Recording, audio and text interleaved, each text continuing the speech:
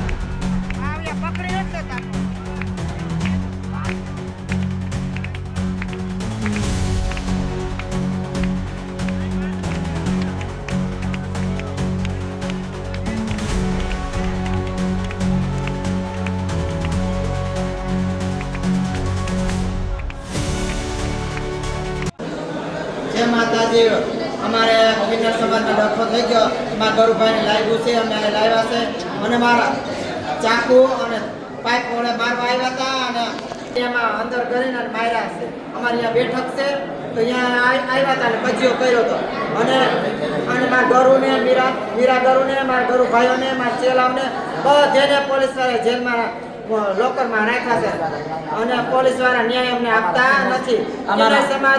અમારા કિન્નર સમાજને અંદર નાખ્યો છે અને સામેવાળાને પકડતા નથી। આ અમારી અરજી છે। અત્યારે મારી ભેગો મારો એક ગુરુભાઈ છે, કારણ કે મારા ગુરુને ખુદને અંદર નાખી દીધા છે સાવ ખોટી રીતે।